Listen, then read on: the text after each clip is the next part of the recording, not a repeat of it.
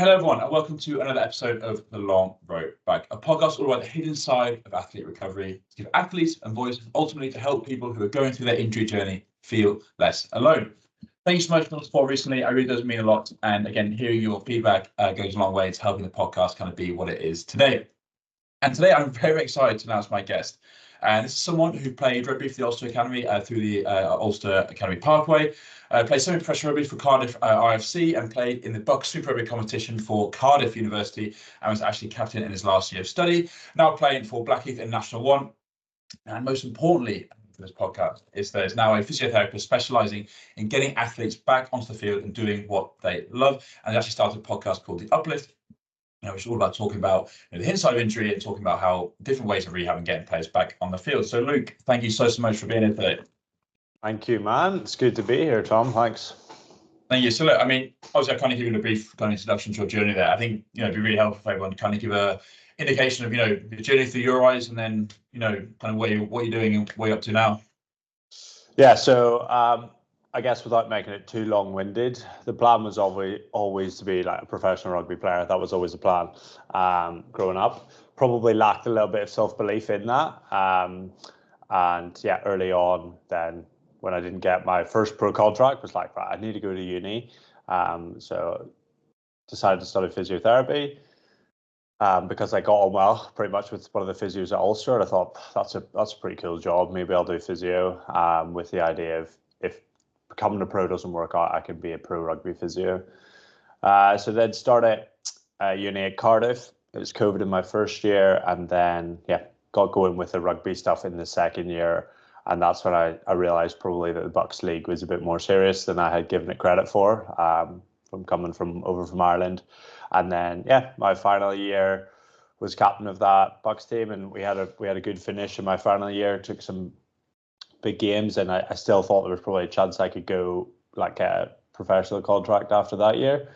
So I did a bit of pre-season with Cardiff Blues, but nothing came my way. So I was with Cardiff RFC for that year, and then was with them for one more year before joining Blackheath in September 25. So alongside that, obviously started working after graduating, so playing semi-pro and working.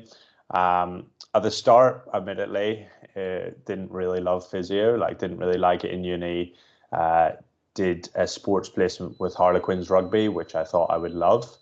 They sort of came away from that placement being very unsure if I would want to be a physio in a professional sports team. So that left me a little bit lost.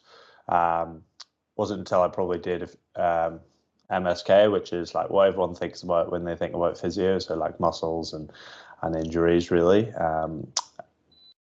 Wasn't until I did a rotation in that I was like, I could maybe see myself doing this. And then it wasn't really until I started treating people myself independently, privately, that I really realized I had an injury. Had an interest in it, and had a unique perspective to give other athletes who are injured, because I'm currently playing as well. So that's sort of like a whistle-stop tour of where I've come from and where I'm at the minute.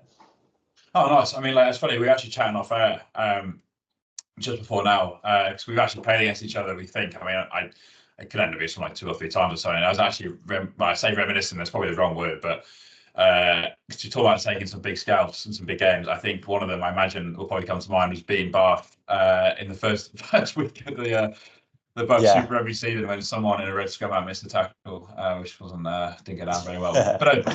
But I think that rugby journey is, especially coming from Ireland, I imagine being quite, as you said there, the Bucks Super Rugby League, I think it's definitely, growing into something that I think I maybe didn't quite realise when I first went to uni. I'd kind of heard of Alex Donbran playing. I'd heard of, I think Northmore's another one. I think I heard these big names being thrown around. So I think it's a bit of a shock to my system as well. And something you mentioned there that I think is quite interesting is that it kind of took time to get interested in physio. Is there something, you mentioned about, in the private clinic, and that's when you kind of learn, but was there something about treating the patients that you found maybe interesting, almost, I imagine, relating it back to your own injuries that you've had during your career? Yeah, it's a mix of a change in mindset as well. You got to set the tools down of rugby sometimes and be like, let me actually invest in my career here rather than just being solely focused on rugby. So when I mentally did that a little bit more and compartmentalized rugby to be a separate thing, and I've been very intentional with that. So I will never like anyone who I play with and that is asking me for injury advice. For example, I won't give them advice at rugby. I will say like, come and see me outside of it, or I will always get treated by the team physio rather than like ever trying to write my own rehab plans or anything like that. So it's very important that that's kept separate for me, right?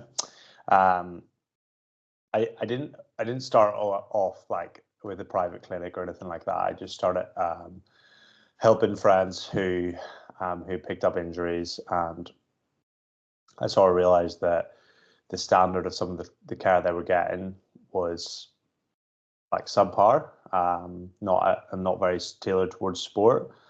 And I recognize that myself, you know. Most of my return to play tests that I was being given throughout my career were not specific to what the demands were on the pitch, right?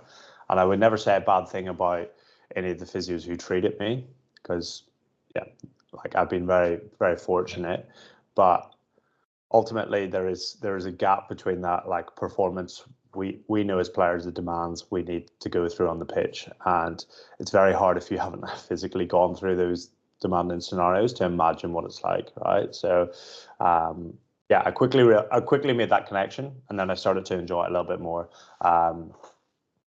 diving deeper into like my own CPD stuff, like just taking online courses, then writing rehab programs for players, and the feedback I was getting was good.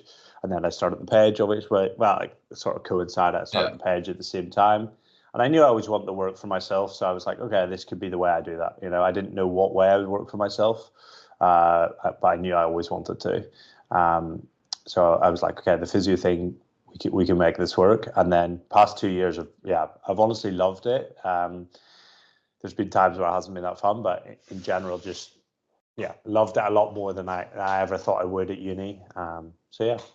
Yeah, no, so I think one thing that struck me straight away was that I really liked that separation of, you know, rugby and work. I imagine that, I can only imagine the amount of times you asked at training, you know, can you have a look at this for me, this and that.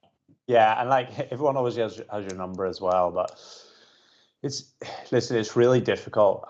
People will sometimes think I like talk badly of rugby physios, and I don't. That's not the intention, right? If you think of one physio, or if you're very lucky, two physios will be in charge of like 30 plus players, right? So on a Tuesday and a Thursday, those players might be getting 15 to 20 minutes with that physio tops, right? Could be 5 minutes. So you get like more of the midweek messages, or, you know, at training, oh, what do you think about this? Do I need a scan? But I also don't mind it because, like if there's a quick bit of advice I could give, but most of the time I'll just say like message me during the week or come and see me. Now fortunately that I have my own space, I can say come and see me and we'll talk about it seriously. But I think it's injuries are too nuanced, right, to give one bit of advice, unless the advice is come and see me or find someone to rehab you properly, you know. Quite often players are just looking for quick wins and looking for a bit of validation from a physio, in inverted commas, to say, yeah, no, you'll be fine, mate, you'll be fine. But it's seldom that straightforward. Yeah, I think again, something that stood out to me was that when what you said previously was there is this gap that kind of exists, and as much as, you know, we're talking about rugby here because that's kind of, I guess that was our main experiences, but I know it's translates to lots of other sports, that the gap between almost what some physios offer you and then the care that you kind of actually need. And I think that particularly in rugby we can speak of the, you know, the contact element, but, you know, I imagine it speaks for netball and hockey and some other sports. So I'm interested to hear there is there's things you kind of learn about injury and the approach to rehab that is different as a physio than as a player. Now, naturally, your expertise will be higher, but almost maybe more perspective kind of things, maybe almost the more nuanced, you know, as you said, mental side of things, the things that have maybe shifted slightly. So how I differ from a player and a physio, is that what you're asking? Well, just along the lines of like, is the way in which like you have learned about injury, or the way in which you approach injury when you were a player, compare that to maybe to now things you've learned when being a physio. almost kind of what the lessons you've learned along the way. Okay, yeah, I understand. Yeah, as a player, I was very much like put everything over to the physio and the medical staff, and just like, they'll take care of it. This is not my responsibility. And I would view it, yeah, as like, this is a hindrance. This is holding me back. This is only bad for me, right?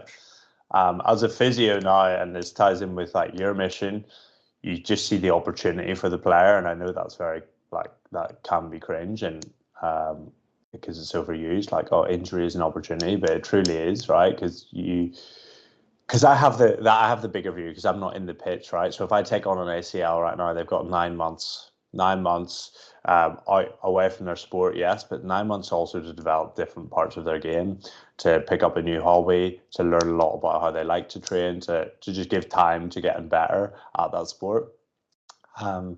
So like, a lot of my athletes will set ulterior goals during that time as well. So yeah, that's like the mental side of it, how that's changed. Definitely, because as a physio, you get the perspective, right? You get to see 9 months isn't long in terms of the playing career. But as a player, it's very hard to see that, because you're so in the weeds of it and you're so got it. And I still experience that, when I've been injured. I was injured loads last year, and it's like still one of the hardest things to process. And it's so easy to say, oh yeah, injury is an opportunity, but when you're in the weeds, it's difficult. So that's why I think it's good to work closely with one physio, and not bounce around loads of different ones. Yeah. You can really get to know someone, and you can build a relationship with that person, and they can like sort of hold your hand and give you that bigger perspective. I think that is genuinely the role of the physio, aside from just rehab exercises, is to give you that perspective as well. So yeah, and I happily take on that role with some of my athletes as well. Yeah, I think that's so. I can really resonate with that, because I know I've been, seen certain videos before, and it just, almost feels like it's a bit of a tick box exercise. I think something that I know the people I've spoken to on the page, I'm sure the same with you, is that I think what people want almost is that kind of understanding, like almost like personal understanding about your situation. Because there's an analogy that I kind of used with my page, this idea that if sport means different things to different people, like fundamentally on a deeper level, sport means different things. Even if the injury is somewhat similar, it could be almost identical. The kind of outcome is slightly different. And I think one thing that really stood out to me was the idea of injury opportunity. I think I actually saw you discuss this with Kaizen Rugby's Isaac Marsh. Yeah. On his podcast. Yeah. I remember seeing that clip, and I think what I found so interesting is that, because I kind of immediately had my kind of rebut hat on. I was like, okay, it's interesting that when you kind of give the player, or the physio in this case, sorry, the injured athlete comes to physio, the idea that, okay, it's going to be tough, it's going to be hard, but that once we've kind of accepted the injury and like, okay, this really is what's going on, we can't change the outcome. There are some things we can do, because I know it can be very easy to focus on the negative side of injury. There's also that huge, kind of flip side. Again, I'd love to kind of elaborate that on from a physio's perspective, how you kind of treat your clients, and how you kind of frame that, deal with the emotions of frustration following the injury, but then also from that, how we can kind of get to that positive mindset. Yeah, I think in first off the bat, I think in full-time environments, it's both harder and easier at the same time. Okay, it depends what stage you find yourself at. So every injury is completely unique, like you said, and every person is unique. So I could get injured and be out of contract at the end of this year and not get re-signed. Okay, so that's instantly harder than if I'm on a 3-year deal, get injured year one. All right, and I join the rehab group, and it's really good crack, and you're in every day getting good rehab, and you've got 2 years left in your contract. Right, that's objectively less hard. Subjectively, that person might find it more difficult. If we're talking outside of professionalism, I think in general it is quite hard, and that is due to the lack of support. Right, so if we take rugby, or like all sports, like netball, hockey, the level of sport, the level we play at is improving year on year, right? But the support network around that is not necessarily improving.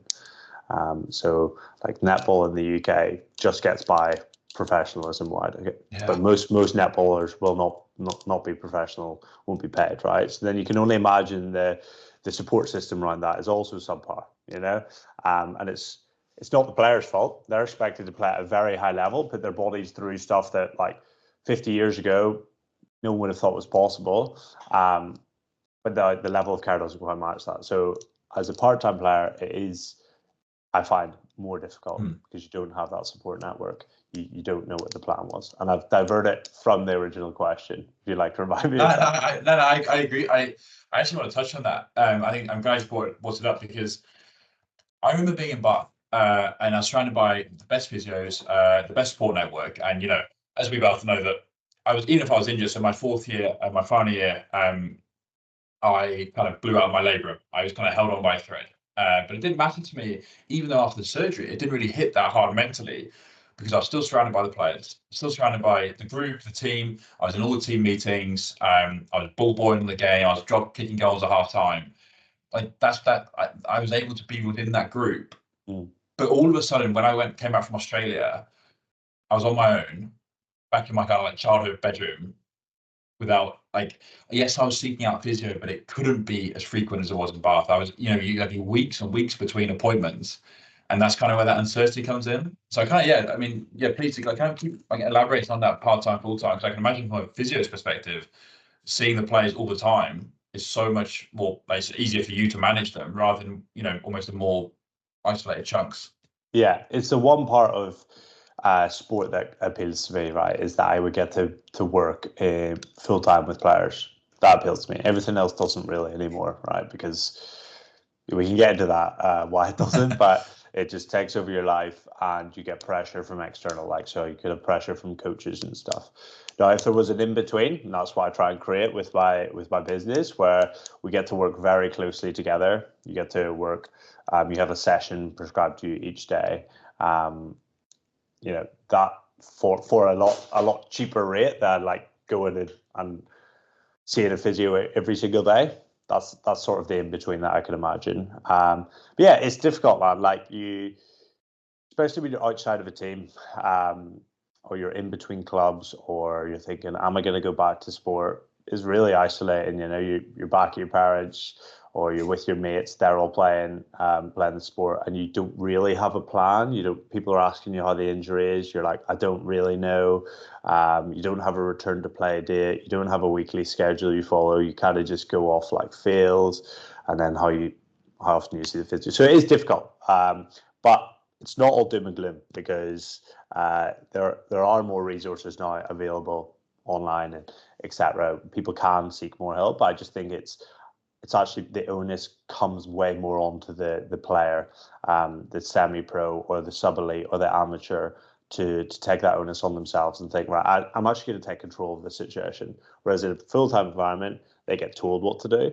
I'm going to go seek out the help that I need, whether that's a psychologist, whether that's a physio, whether that's just a few mates, and say, do you have any advice? Or find someone that's had your injury before. What did they do? You know, you just take control of your situation, and that's I think step one, and then that'll lead you down a new path rather than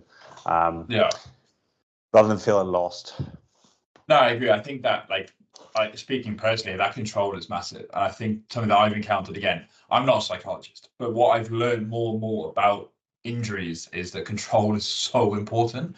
The idea that, you know, when I'm injured and there's a delay in diagnosis, there's delay in timelines, I'm missing certain deadlines that an objectively used time scale, or, you know, a classic nine-month ACL rehab plan that isn't designed for you, it's just released, and all of a sudden when you start missing deadlines, you feel even worse, even though that might simply be it might not be AI generated necessarily, but it can feel generic.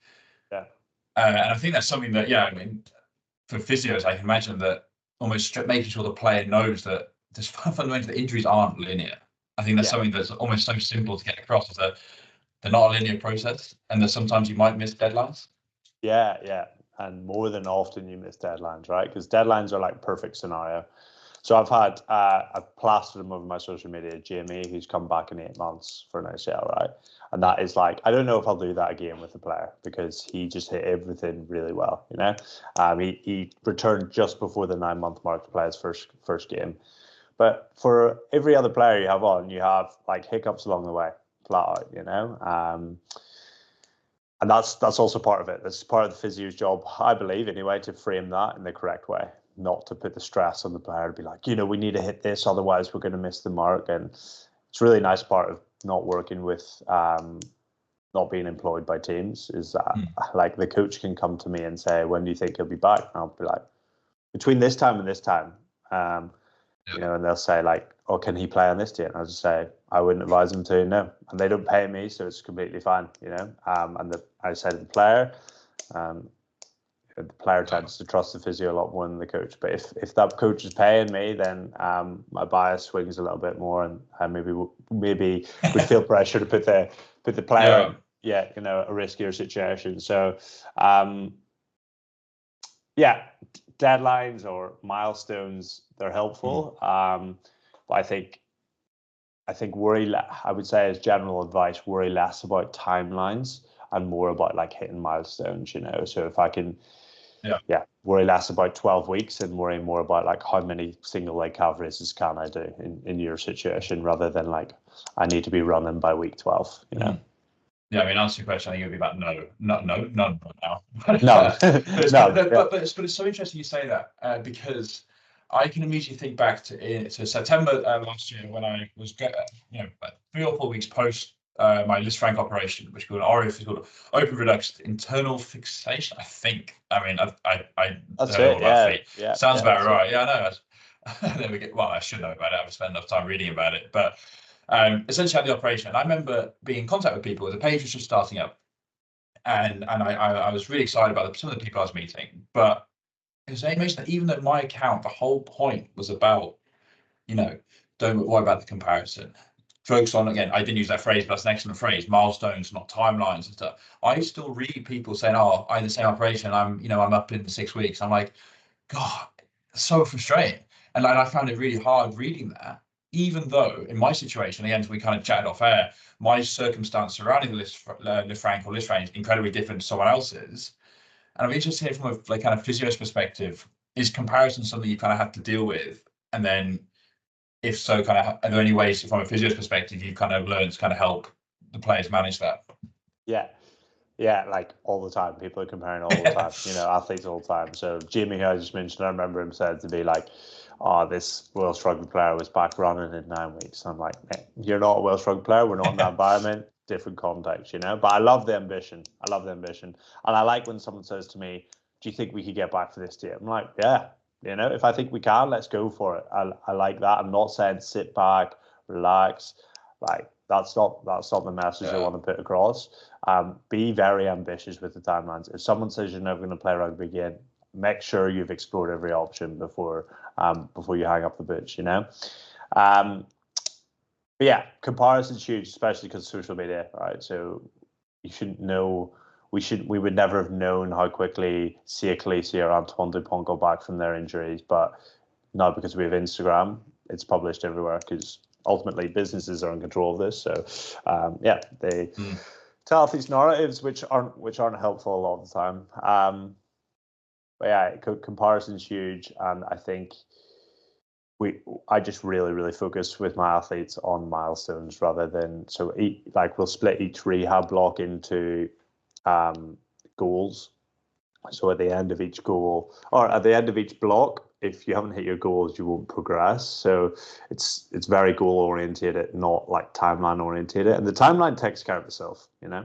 The other way of looking at it is you rush through an ACL rehab, get back. Yeah, you don't re-tear, but 2 years later, and I see this all the time as well, 2 years later, my knee still doesn't feel right. My knee still swells after games. And they're still probably missing a bit of range of movement. So they've just raced through this timeline and they're moving terribly on the pitch. They feel like they've got less options when they're on the ball because their body's not as able as it was before, and their knees swelling up and painful after a session. So I see that quite a lot as well, and that's just someone who's not understood like the timeline versus milestones very well, and a physio that's probably maybe rushed them through as well. So we have a lot of responsibility to take. I think physios have a lot of responsibility, and it's an absolute pleasure when you take control of someone's rehab. And I think that narrative needs to change as well.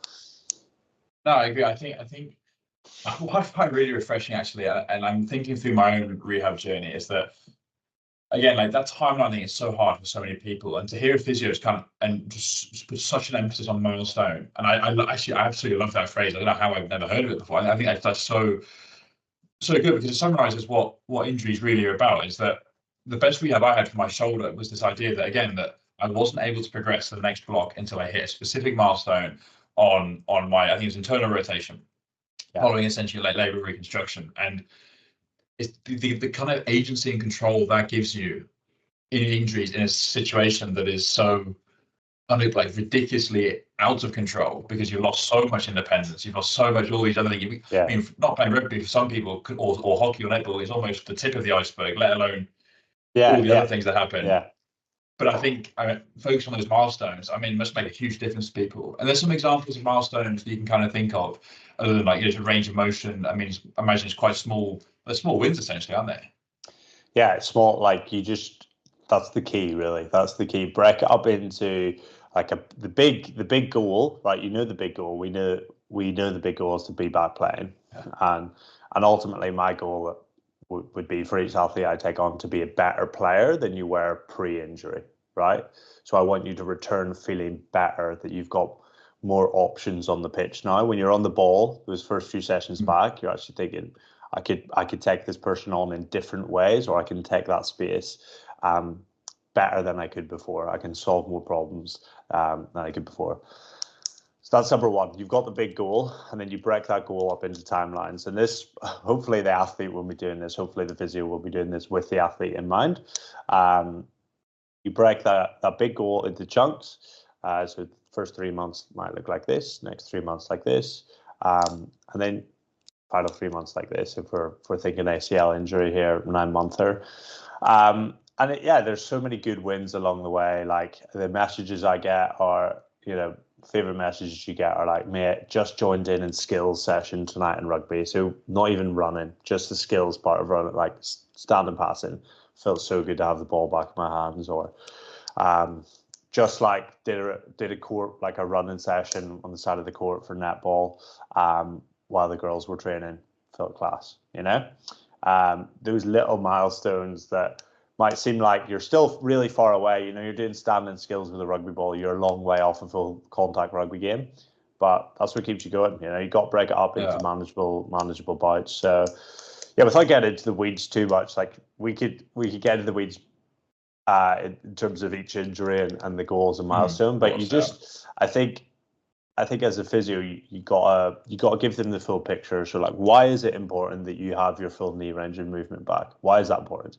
And if the patient doesn't understand that, then the goal isn't as meaningful to them. So when they get it back, it's not a celebration.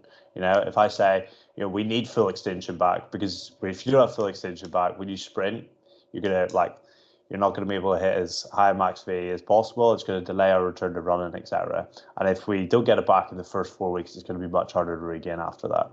Suddenly, it's like, okay, this is really important to me, and I can just chase this extension goal for the first 2 weeks rather than think about how much pain I'm in or missing the sport or whatever.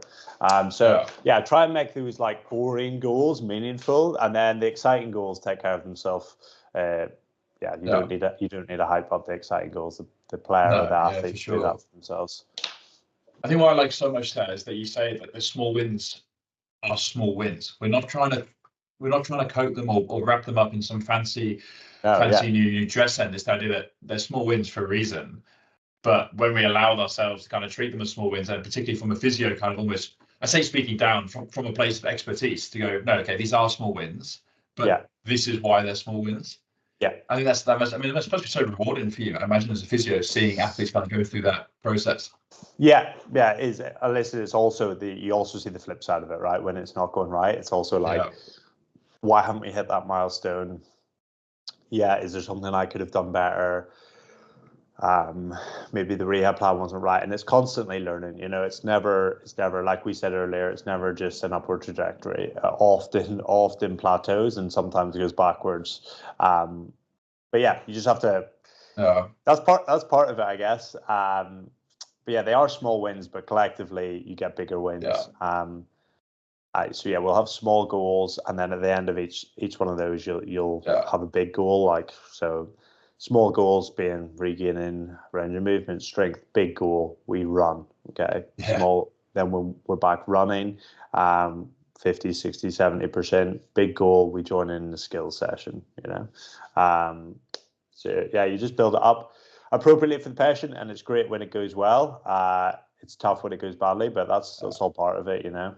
Yeah, and I imagine just thinking off the top of my head here about what the things that athletes would go through is, I imagine social media doesn't help, or at times can be super helpful and inspirational. It's kind of comparing upwards, and I'm going to help them, inspire me. But I can imagine a significant portion that you encounter those, feeling like they're behind because they've seen other people do more. Yeah. I think it's like everything with social media. It helps and feels good in the short term when you're watching something. You're like, oh, he's done that, or she's done that. I can maybe do that, and you feel like that dopamine rush for about like 20 seconds, and then when you go away and set your phone down, then it dawns on you like you have no idea how to get there. You have no plan, and you suddenly feel very far from that. So at the time, it might feel quite good in terms of like, oh, someone else has done this, but then when you go away, you realize actually you might be very far from that, and your circumstance might be very different from that person.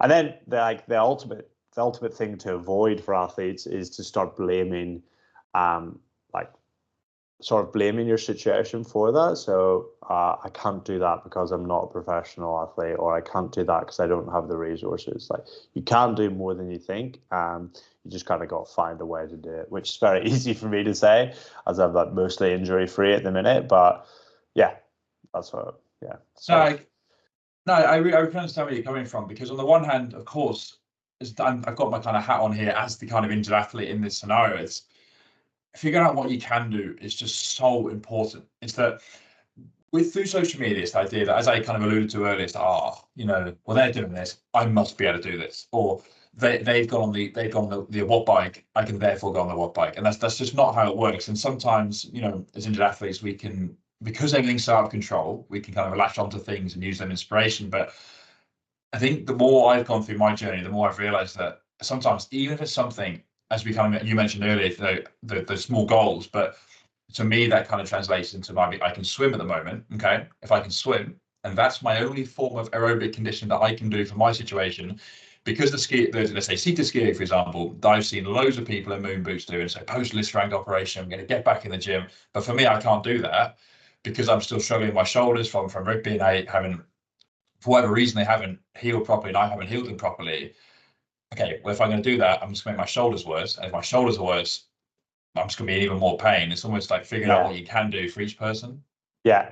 That's like you've just summarized like why each situation is so unique. So that's why like selling a template doesn't work. I would love to be able to sell like an ACL return to play template, and some people think that I do. That's what I do when I say like online rehab.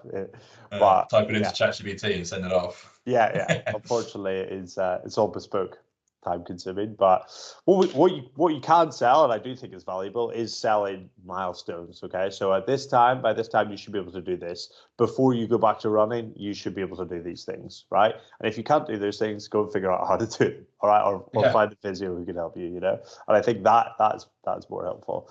How did I get onto that? I can't remember, but I'm glad you came on to it, because I agree with you.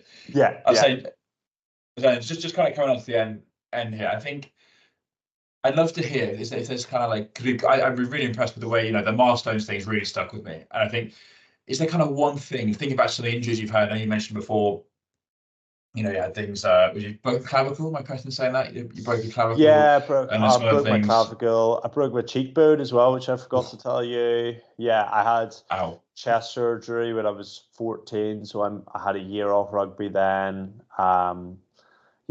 Lots of sprained ankles. MCL. I've got a thing called osteitis pubis at the minute, so it's You might have to run me through that. Yeah, yeah, it's pretty much inflammation of your pubic bone. So I'm playing through it at the minute, which is not advised. But the season's nearly up. So yeah, it's your situation as well. It's your situation. Yeah, exactly. And just on that point, I'm a big fan of like finding out, knowing what's going on when you make those decisions, right? So when I was playing on my, I just said it's like a sore groin, okay? And I didn't know what was going on. It was very stressful, and I wasn't sure if I was going to do some serious damage. I then got an MRI scan, physio opinion, doctor opinion, sort of realized this is manageable till the end of the season. So in that situation, I think that's okay. So if you don't know what's going on, I think that should be your main priority. Yeah. Like, let's find out what's going on, and then we can make the decision: is it wise to keep playing on it? If you're blindly going into things, it's a bit more dangerous. I just think quickly on that, yeah, that that's so important, because I remember that, and in my case, it was actually a case of choosing not to play, almost the opposite of what we mentioned there. So I remember with my right foot initially, the club was asking when can you play, and I was feeling a bit better. Gradually again, I actually don't know how, but I managed to get back to some running, which in hindsight, I don't quite know how I managed to, but I then had the proper CT scans, this time a weight bearing CT scan to check the Lisfranc joints, and then I got the decision, you know what, this case you definitely shouldn't play, but even if it was slightly minor, okay, we now know what is going on, and kind of coming back to what we both said earlier, that like, not to quote, Game of Thrones, that kind of thing, like knowledge is power and stuff like that. It's like once you understand what's going on, you then have the choice to go, right, I can then decide what's going on. It's when you don't know, that's when I imagine the fear kind of comes in and that kind of thing. Yeah, and that's when you will start to, that's when like the bigger injuries can come. You start to become more apprehensive on the pitch, on the court, and you start to not feel like yourself anymore. And that can play in the background all the time. It's what you want to avoid. So, find out what's going on, and I would say ultimately get a plan. Get a plan in place. That will be very empowering for you. And also enjoy it. Like it's an opportunity. Try and find the enjoyment in it. Like yourself, you're not playing anymore, but you're doing this now, which is really cool, which you never would have done if you didn't have these injuries. So, and you're going to talk to, like, this is only the start. You're going to talk to very cool people. You're going to meet cool people, which you wouldn't have had the chance to do if you didn't have a Lisfranc injury. So there is a silver lining. But and it's good. It's good character building. I think what you said about previously going and speaking to your old school is really good. Like when you're getting into a sport like rugby, netball, any of these contact sports, it should be labeled with, like, when you sign up to do this, you will get serious injuries, and it will be hard at times, So every time we're surprised when we get injured, but like everyone goes through it. I can't think of a player who hasn't had a significant injury or missed multiple games. So it's part of the game as well. No, I agree. I really appreciate that. Thank you. No, it does mean a lot to me. And I think that what's nice is that as I kind of hear that, I know that that's what so many other people kind of need to hear. I think is that, again, also hasn't come without, all those feelings of guilt, aloneness, all those kind of things, as I allude to and you discussed on your page as well. But I think the idea that once we kind of know what's going on, we know our almost like boundaries and what we're doing, and when and we then have those milestones in place, that okay, you almost have that weight off your shoulders to go, right, well, if I can do this, I'm going to try and do it. Whether it's something like I've got a guitar in the corner there that I'm terribly failing to learn, and all that kind of thing. It really is kind of something expanding. You're more than what's going on. So it does mean a lot to people. Yeah, like whether it's I try to encourage my lads are on to to read a book, like expand your mind, get interested in different things. There's more than just rugby. And like the real competitive ones, you're completely obsessed, will struggle to let go of it a little bit. But if it were me and I were out for a long-term injury, I would probably for a period pull away from rugby and then get back into it as I get closer to that return to play. So allow yourself to fall into different things, to experience different things, and don't get too fixated with that return to play date. Hold it loosely, I would say. Awesome. Well, we'll call it there. So, yeah, thank you so much for coming on. No, I really appreciate it. I think, I think people listening, we got a really good insight there into kind of, both your journey, but also the way from a physio's perspective, kind of looking in, and that milestone, that really stuck on me. So, yeah, thank you very much. Cheers, Tom. Thanks so much, mate.